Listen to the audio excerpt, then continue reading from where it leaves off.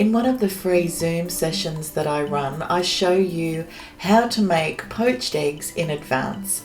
We used to do this in our cafe and it saves you so much time. So let's quickly look at how to do them in the Thermomix. So I've got 1,700 grams of water. I've got 70 grams of vinegar. I do add extra vinegar than the cookie dough recipe. Cookie dough recipe says to put 50 grams. I say 70, and that's not too overpowering. It just helps with the egg whites to coagulate. So let me go on to explain how I did this in the Zoom. So first of all, a little science lesson. So when you purchase eggs, age matters. So I've got two plates here. I've got one that's got eggs that are older than the other.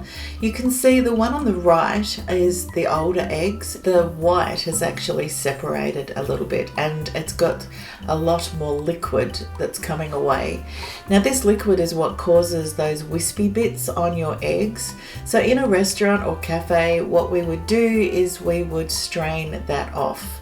So here I am straining that excess liquid off, and then what we do is we put them into separate little containers so that it's easy to pop them into our pot on the stove. Now to get the pot on the stove to the right temperature.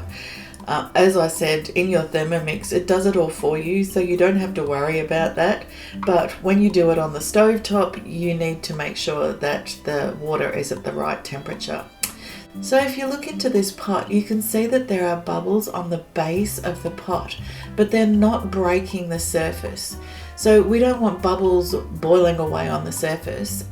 We want them just sitting on the base so that we know that it's a really gentle simmer. We start by using a spoon and swirling the water in the pan so that you've got a little bit of movement in there, and then you gently drop the eggs into the center of the pot.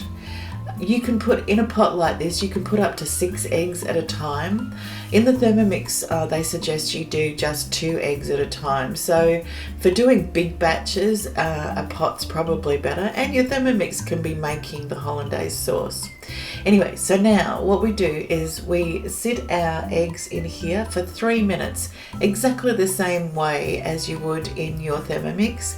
But about halfway through, what you want to do is use your slotted spoon and just gently make sure that they're not stuck to the surface of the pot. This won't happen in your Thermomix because you've got a blade cover in there and it's turning. So there's no way for your eggs to stick to the blade cover. Once this has happened, what you need to do is you wait patiently for your eggs to boil. 3 minutes, like I said, exactly the same time in your Thermomix as your pot on the stove.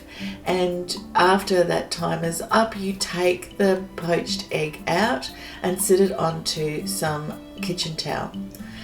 Once it's sitting on the kitchen towel, you can put another batch of eggs in and continue on with this until you have all the eggs that you need to make.